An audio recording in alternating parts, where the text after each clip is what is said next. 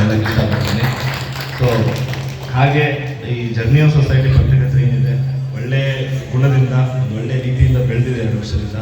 ಹಾಗೆ ಮುಂದೆ ಕೂಡ ಬರಲಿ. ಯಾಕಂದರೆ ಪತ್ರಿಕತೆ ಏನಾಗ್ಬಿಟ್ಟಿದೆ ಅಂದರೆ ಎಲ್ಲ ಡಿಜಿಟಲ್ ಪತ್ರಿಕತೆ ಜಾಸ್ತಿ ಹೋಗ್ತಿದ್ದಾರೆ. ಎಲ್ಲ ಯುವಕರು ಇರ್ಬೋದು, ನಾವೇನು ಹಿರಿಯರೆಲ್ಲ ಇದ್ದೀವಿ, ಜಾಸ್ತಿ ನಾವು ಏನಿದ್ರು ಫೇಸ್ಬುಕ್, ಇನ್ಸ್ಟಾಗ್ರಾಮು ಮತ್ತು ವಾಟ್ಸಪ್ಪಲ್ಲೇ ಜಾಸ್ತಿ ನ್ಯೂಸ್ ನೋಡ್ತಿದ್ದೀವಿ.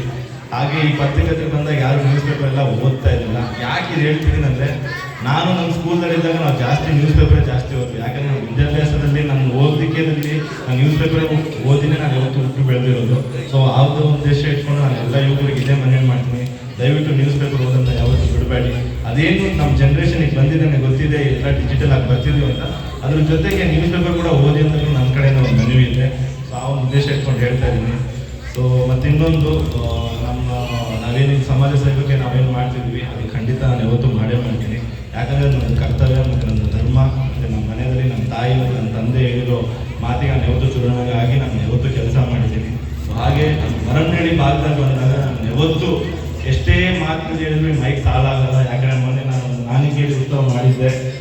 ಮೇಡಮ್ ಅವರೆಲ್ಲ ಇದ್ದರು, ಭಾಳಷ್ಟು ವೇದಿಕೆ ಮೇಲೆಲ್ಲ ನಾಯಕರೆಲ್ಲ ಇದ್ದರು, ಭಾಳಷ್ಟು ಒಂದು ಪ್ರೋತ್ಸಾಹ ಕೊಟ್ಟು ಆ ಒಂದು ನಾನಿಕೇಳಿ ಉತ್ಸವ ಭಾಳ ಒಂದು ಅದ್ಭುತದಲ್ಲಿ 1ನೇ ವರ್ಷ ಮಾಡಿದ್ದಾರೆ. ಸೊ ಈ ವೇದಿಕೆ ಮೇಲೆ 2ನೇ ವರ್ಷ ಕೂಡ ಭಾಳ ಒಂದು ಉದ್ಘಾಟನೆ ಕೂಡ ಮಾಡ್ತೀವಿ ಅಂತ ಕೂಡ ನಾನು ವೇದಿಕೆ ಮೇಲೆ ಕೂಡ ಹೇಳೋಕ್ಕೆ ಇಷ್ಟಪಡ್ತೀನಿ. ಸೊ ಹಾಗೆ ಮುಂದೆ ಎಲ್ಲ ಯುವಕರು ಚೆನ್ನಾಗಿರಿ, ಚೆನ್ನಾಗಿ ಬೆಳೀರಿ.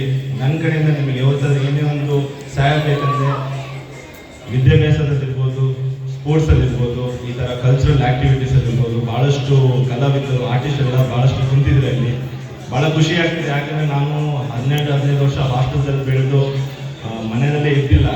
ವಿದ್ಯಾಭ್ಯಾಸ ಇರ್ಬೋದು, ನನ್ನ ಎಜುಕೇಷನ್ ಎಲ್ಲ ಆಚೆಗಡೆ ಜಾಸ್ತಿ ಓದ್ ಬಂದಿದ್ದೀನಿ. ಸೊ ನೀವು ಗೊತ್ತಿದೆ ಎಷ್ಟು ಕಷ್ಟಪಟ್ಟಿದ್ದು. ನಾನು ಕೂಡ ಈ ವೇದಿಕೆ ಮೇಲೆ ಭಾಳ ಕಷ್ಟದಿಂದ ಬಂದಿದ್ದೀನಿ. ದಯವಿಟ್ಟು ನೀವು ಕೂಡ ಎಲ್ಲ ಮುಂದೆ ಬನ್ನಿ, ಉತ್ಸವ ಮಾಡಿ. ಎಲ್ಲ ಯಾವಾಗಲೂ ಹಾರ್ಡ್ವರ್ಕಿಗೆ ಯಾವತ್ತೂ ಒಂದು ಮುಂದೆ ದಾರಿ ಇದೆ ಅಂತ ನಾನು ಕೂಡ ಹೇಳೋಕ್ಕೆ ಇಷ್ಟಪಡ್ತೀನಿ ಅಂತ ಕೂಡ ನಾನು ವೇದಿಕೆ ಮೇಲೆ ಹೇಳೋಕ್ಕೆ ಇಷ್ಟಪಡ್ತೀನಿ. ಸೊ ಹಾಗೆ ಅಯ್ಯಪ್ಪಗೆ ನಾನು ಯಾವತ್ತೂ ನಾವೆಲ್ಲ ಯುವಕರ ಪರವಾಗಿ ನಾನು ಎಲ್ಲರಿಗೂ ಬೇಡ್ಕೊಳ್ತೀನಿ. ನನ್ನ 2-3 ದಿವಸ ಕೂಡ ನಾವೆಲ್ಲ ನಮ್ಮ ಅಗ್ರಿವಾಣಿ ಕ್ಷೇತ್ರಕ್ಕೆ ಎಲ್ಲ ಯುವಕರು ಕೂಡ ನಾನು ಬೇಡ್ಕೊಂತ 2 ಮಾತನ್ನು ಮುಗಿಸ್ತಾ ಇದ್ದೀನಿ. Thank you.